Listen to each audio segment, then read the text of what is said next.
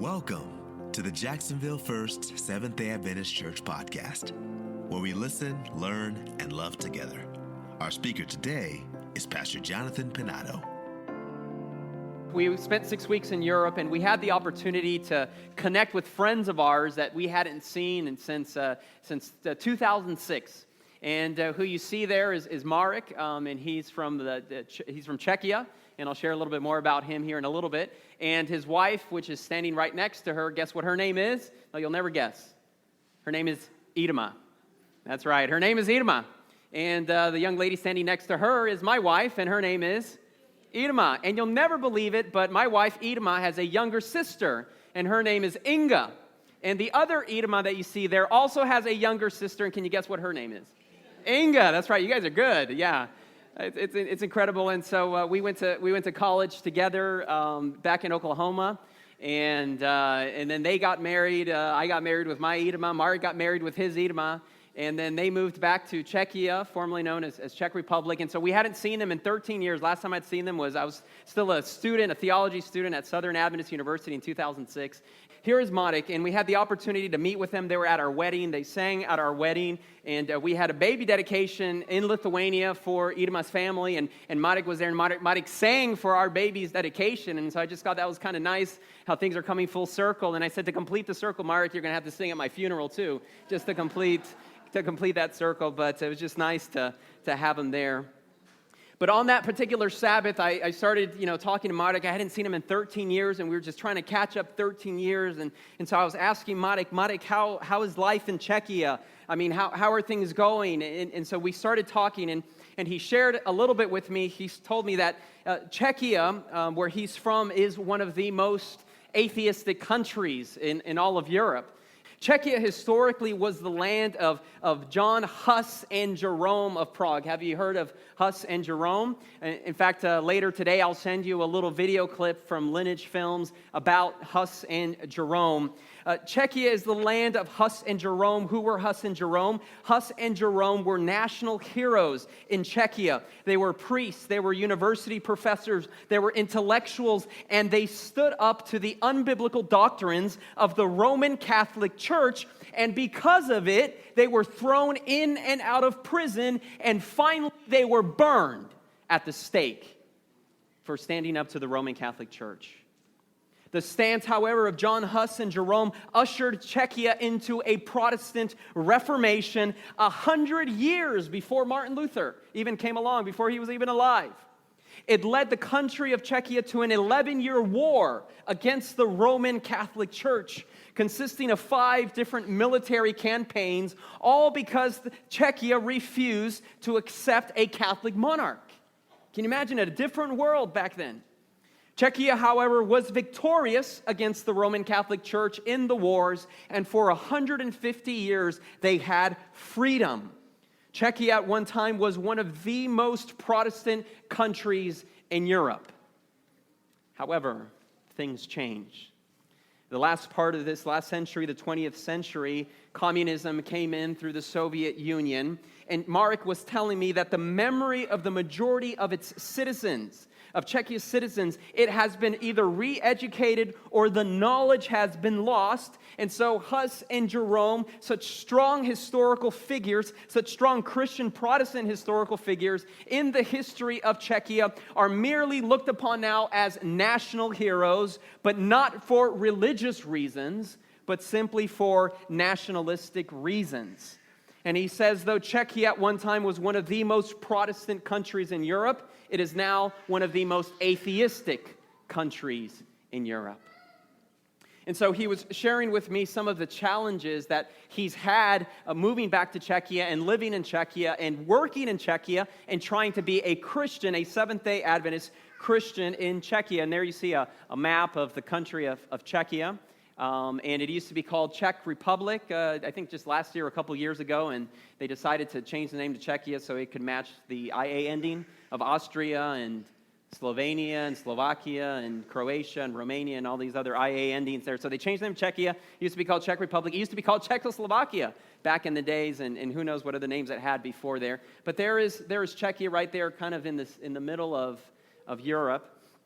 And Marek was telling me that when he left the United States back in 2006 and returned to Czechia, and he got a new job, it was a shock to him because from coming from a Christian school and in a Christian environment, now he was thrown into the midst of this secular environment, but not just a secular environment, but an atheistic environment.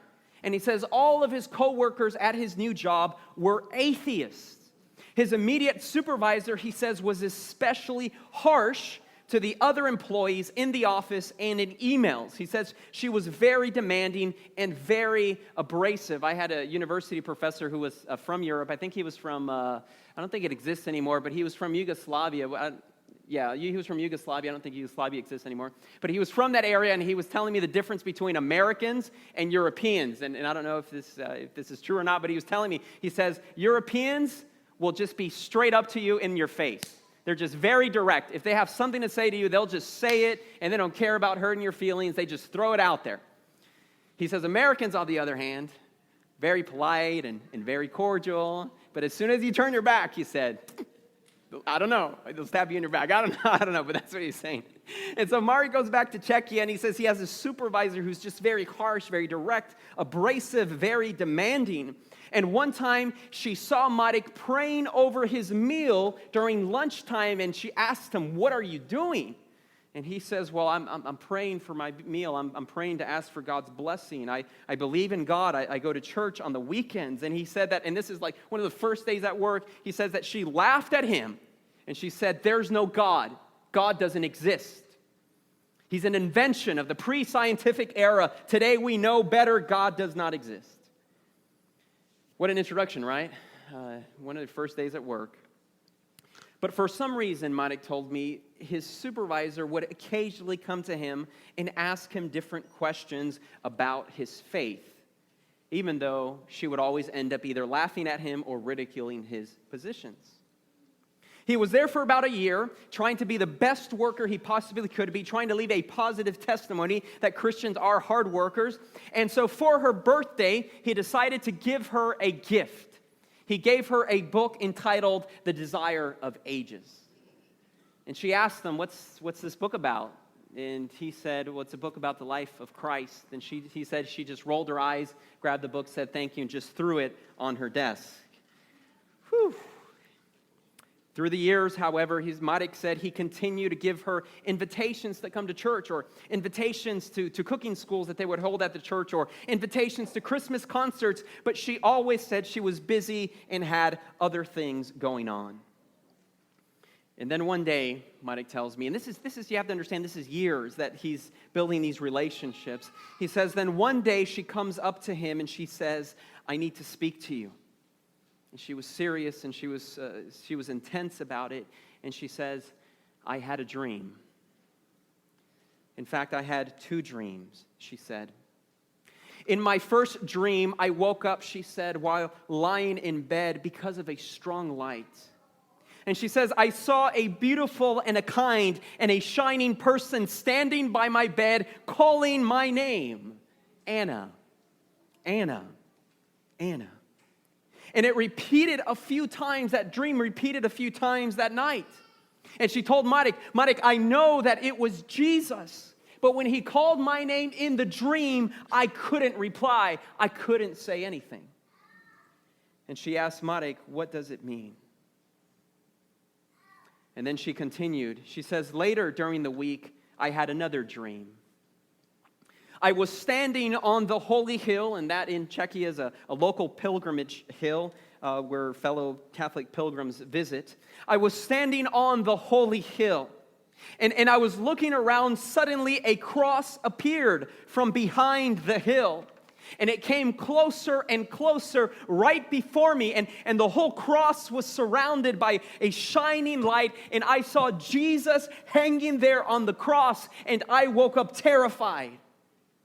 Marek, what does it mean? Marek told me that he said, it's Jesus. Jesus is calling you to trust him because he's real.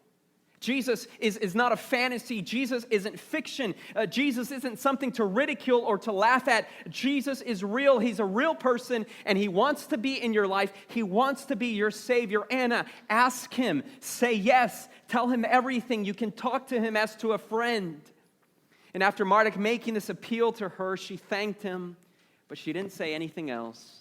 And he says life went by as usual. After some time, she was transferred to another site.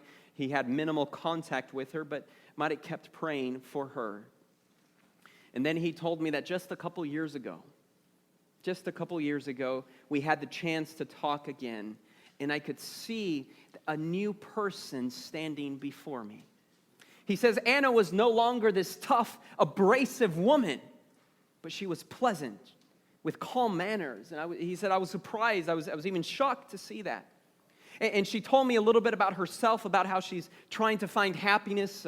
And she said some friends of hers introduced her to some Eastern religions. It's interesting to me, how in secular environments or atheist countries, they're opposed to Christianity, but they're open to Eastern religions. I sometimes don't understand that. But she said that a friend of her introduced her to Eastern religions, and she was exploring that. And then Marduk asked her, however, well, what about Jesus, Anna?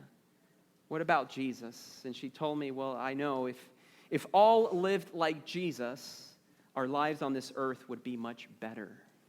She kept sharing thoughts about Jesus, and Marduk could recognize in her speech about Jesus paragraphs from the book, The Desire of Ages. Marduk made another appeal to her, and he said, Anna, you're not going to find anywhere what you're looking for, true happiness and peace. You're only going to find it in Jesus. Jesus is the way. He already came to you in your dreams. He reminded her about that experience that she had many years. And Marduk said that she didn't say anything. She said their ways parted again, but he still prays for her to accept Jesus, as he could see that she wants a change in her life. However, Satan keeps putting obstacles in her way. And I have to, if you can enter into the mind of these countries, they're so atheistic that what she's experienced up to this point is a miracle. Even though she isn't a faithfully attending, tithe-paying, Seventh-day Adventist at this point, from where she's come from laughing and ridiculing Christianity, to where she is now, where Marduk has already seen a transformation in her life, and she's reading and she's open to Jesus, and she's open to reading the books, The Desire of Ages. That is a huge victory, because what we're going to find out is the gospel changes lives. And we don't know exactly where people are, but God puts us in their lives, and we don't know if the next step for them is baptism or whatever it is, but God places people in our lives, and what we need to do is we need to say, Jesus, help me to be a blessing to that person, to help that person take the next step in their walk with you. Marduk shared with me another story of another co-worker. His name was Michael. And he says, Michael also constantly teased Marduk at work about his faith. But like Anna, for some reason, Michael would always initiate conversations about God with him, all the while denying the existence of God, enforcing science and evolution, criticizing even the church and all the atrocities and injustices committed by the church. And the truth is, when they say the church, they mean the Roman Catholic Church, and you really can't argue with them when they do those kinds of things or they say those kinds of things. But Marduk says that through the years with Michael, and remember, this is happening over a span of 13 years, through the years, they developed a positive working relationship. They developed a friendship. And even though Michael continued to ridicule Marduk's Christian faith, one day, after not speaking to Marduk for a long time, one day Michael comes up to Marduk and he says, so Marduk, you and your God, huh? Tell me more about that. How does it work exactly? Marduk says that they spoke for 2 hours, and it was an incredibly intense conversation. Marduk was talking to him about the Sabbath. He was talking to him about creation. He was talking to him about Bible prophecy. And yet Marduk felt that even though they were talking about all these important things, they were somehow still beating around the bush. He felt there was something deeper that Michael wanted to share. And surely at the end, Michael shared with them that he and his wife had decided to terminate their pregnancy. The fetus was 8 weeks old, and Michael didn't understand why. According to his atheistic, secular worldview, The fetus is nothing. It's just a bunch of tissues. It's cells. It's not a human. It's not alive. On top of that, they already had 3 other boys at that time, so it wasn't like this was the only pregnancy. But according to his worldview, he shouldn't be feeling the way he was feeling. But he and his wife were both so devastated and so sorry about the decision they had made. And Michael wanted to know what happened to his child. What will happen to his child? Will he go to heaven? Will he go to hell? What's going to happen to me because of the decision that I've made? Can God forgive us? Can we even forgive ourselves? How will we ever be okay with it? How could we find closure? How can we ever move on? And Marek told him, when you go back home, call your wife and go to your room and kneel down together by your bedside and take all your pain, take all your regret, take all your wrongdoing, and whatever it is, take it to Jesus. Because he's the master and he's the healer and he can heal everything. He can help you through this difficult situation. And to Michael, in Michael's mind, it seemed unreal to him that God could even accept him and his wife and forgive them for what they did.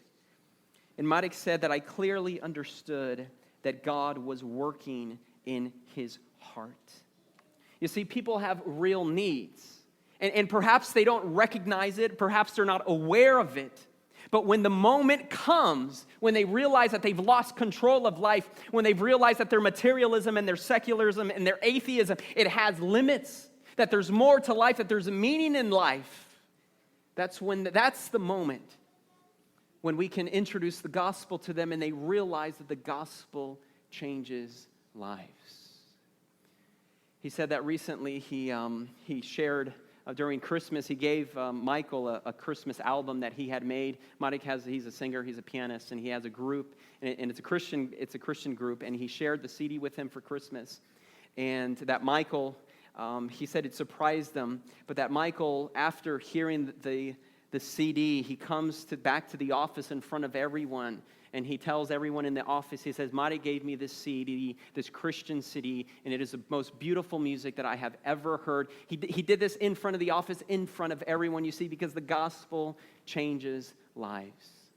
And what I love about Marek's story is that he told me, he's not even having to start these conversations. He has people coming to him, asking him, and all he's doing is he has an answer for them, and he's pointing people to Jesus, and then he's allowing the Holy Spirit to work in their lives. In this secular, atheistic, militant country, he is still trying to be a blessing wherever he is. It's incredible because you see the gospel changes lives.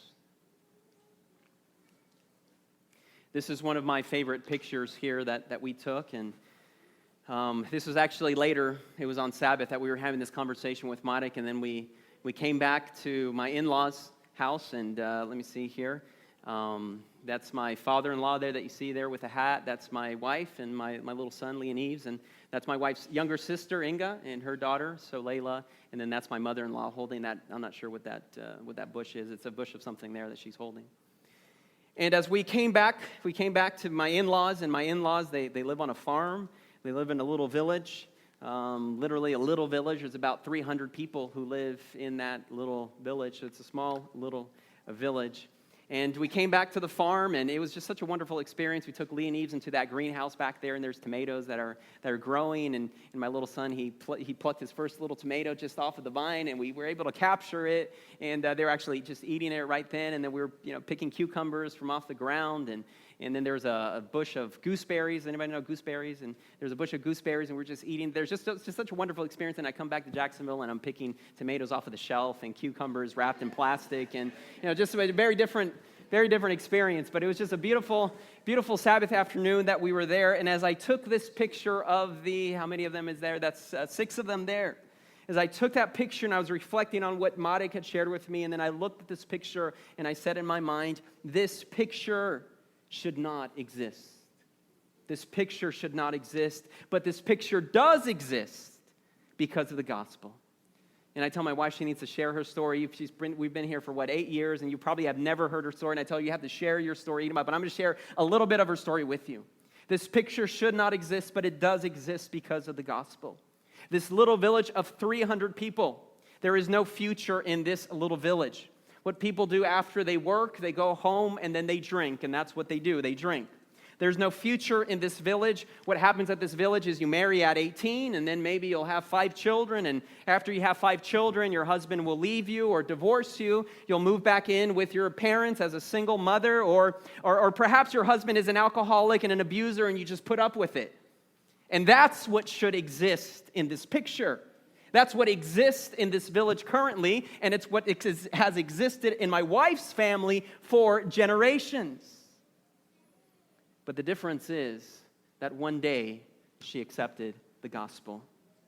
And she was 15 years old, and it was 1997. And thanks to this music teacher that she had, this crazy music teacher that she had, who wouldn't stop talking about the Sabbath and wouldn't stop talking about God, and every time she had a music lesson, he would always bring something up about God, and he would talk to Irma's mother about God, and Irma thought this person is crazy, and he's from a cult. And then one day he gives her an invitation to come to an evangelistic series that they were holding in her town, in the city close to where she lives. And she comes there to those meetings, and he asked her to play an instrument there, a special music for those meetings, and she came reluctantly, but he kind of made it part of the music lesson, and so she had to do it, and she thinks, this is so strange, and this is weird, these people are a cult, and my wife, I'm a Catholic, and I know what the true church is, and I know what truth is, and as she comes there begrudgingly, yet as she's listening to the presentations, my wife, at 15 years old, is convicted of the truth of what she is hearing. And she accepts the gospel message there.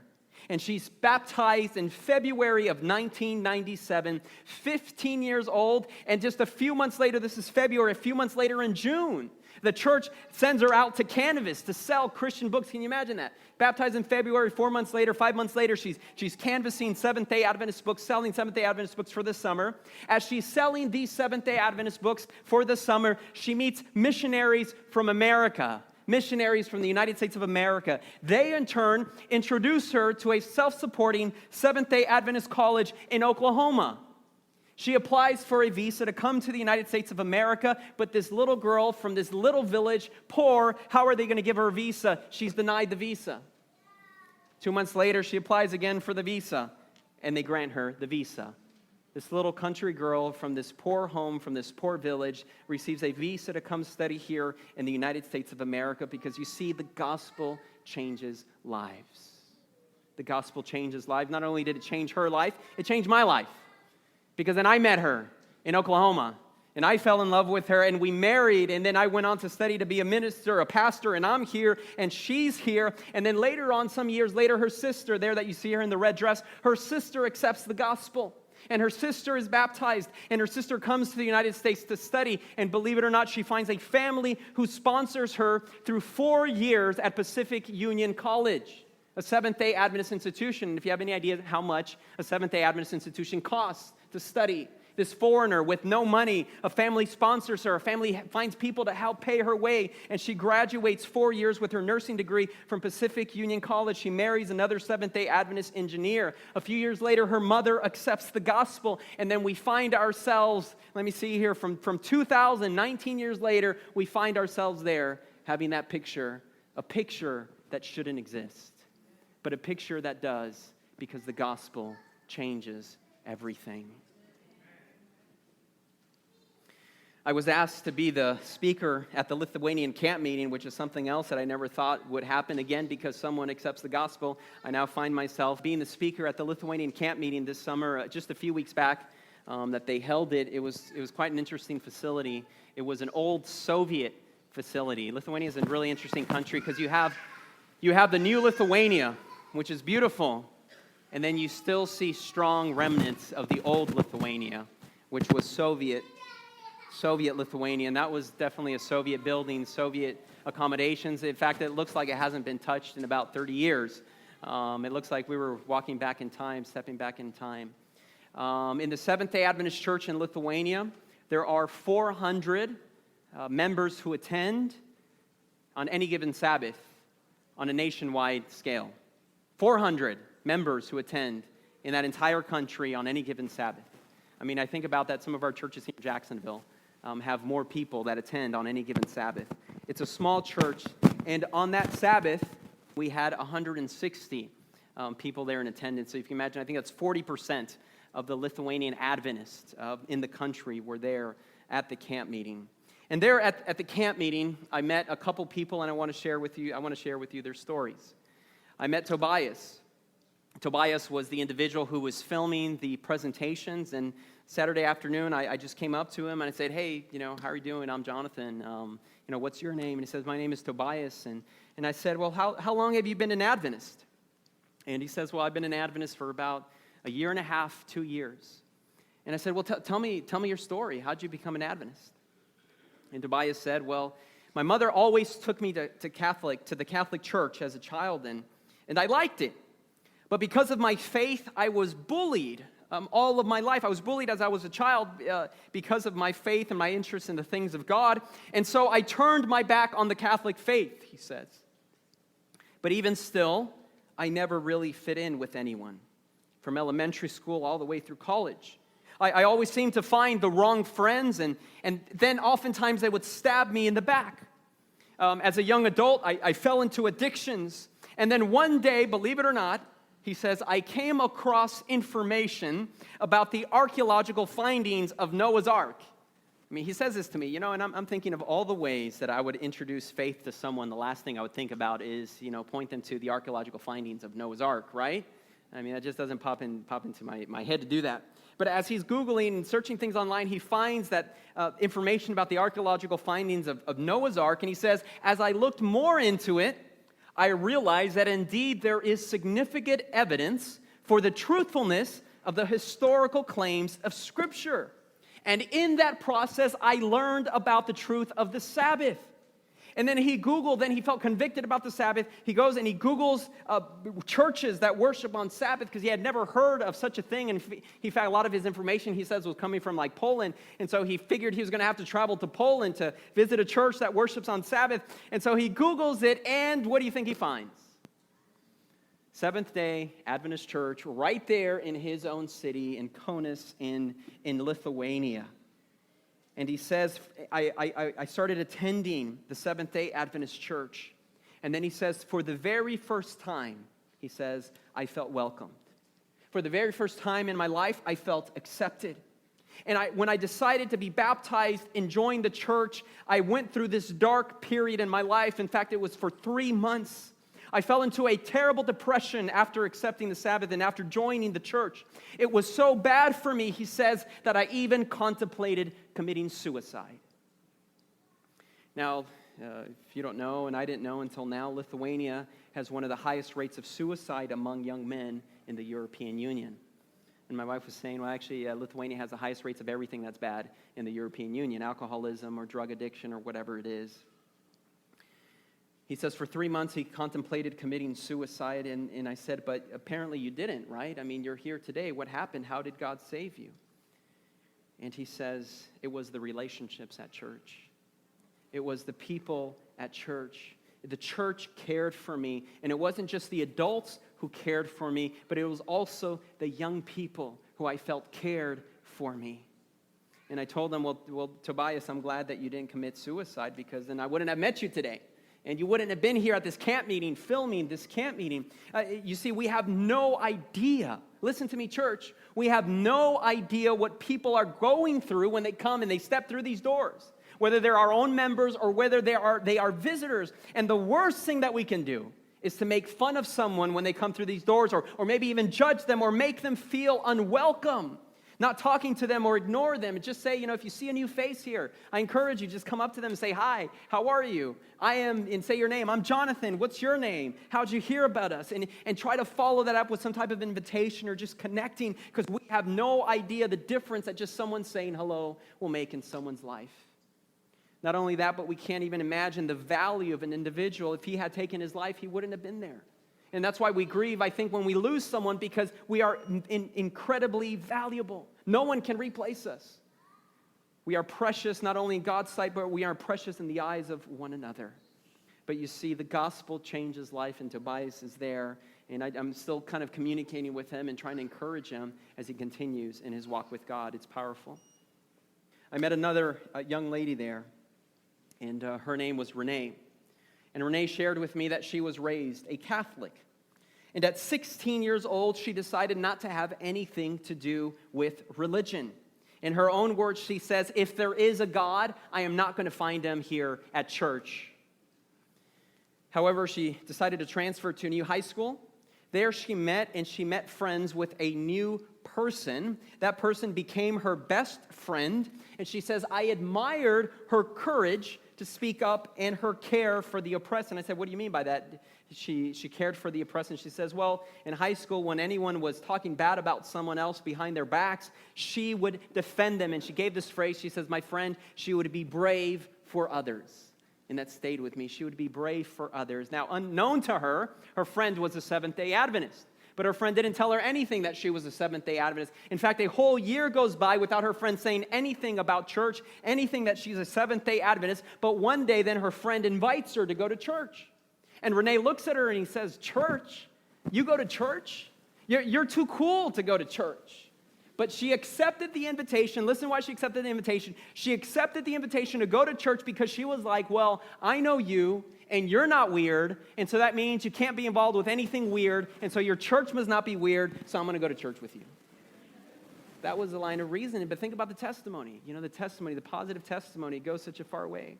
And so she has no idea what she's going to expect. She grew up a Catholic, and she's expecting the church to look like a Catholic church. But when she gets there, she says, well, this place isn't that weird. And what she means by there is that Seventh-day Adventist churches in Lithuania, they're not church buildings like this one is here. They meet in either homes or they meet in office spaces, office buildings. So it just looks like a regular office building or a home that has been repurposed. And I don't know exactly why they can't have church buildings like this. I don't know. I'm not sure what's going on there. But anyways, their churches in Lithuania, Adventist churches, are just regular spaces, rooms or houses or office spaces. And so she walks into the office space and she's like, oh, well, this isn't weird. It's a normal building. And then she's noticed that everyone knew each other at the church, and everyone said hi to one another, and everyone smiled, and everyone knew each other's names. And she was like, man, this is super normal. It's not like when I go into the Catholic church and no one says hi to anyone and no one knows anything. And even in her mind, I thought this was interesting because even in her mind, she told me, she's like, Catholic churches are just weird. You go into this space and it's big and it's kind of dark, and then you have these, statues and things all around every corner. And she's like, it's just kind of weird, just kind of scary, which is funny because I go into a Catholic church and I think they're really nice, and I can appreciate the art and things like that, right? But for her, it was weird. Anyways, interesting, people's associations. But anyways, and so she's like, this is super normal. And then she sits down and she listens to the sermons, and she was like, this makes sense. What the pastor is saying from the Bible, what he's saying makes sense. I can understand what he's saying. She was saying in the Catholic Church, I didn't understand anything. It was so complicated. If I do this type of sin, then I have to do this thing for this long. And it was just, I couldn't understand. And I couldn't figure out anything. And not only that, but she says there's this focus on the saints. And believe it or not, I had no idea about Jesus, even though I went to the Catholic Church, because there's so many other saints that Jesus just somehow seems to get pushed to the corner, pushed off to the side. And she says, when I heard the gospel for the very first time, when I heard that Jesus had died for my sins, that Jesus was my Savior, that Jesus promised me eternal life, that he promised me redemption and salvation, she said, I had been waiting to hear this all my life. Isn't that powerful? Because the gospel changes lives. And she said, it was scary to come to this realization, but I knew what I had to do.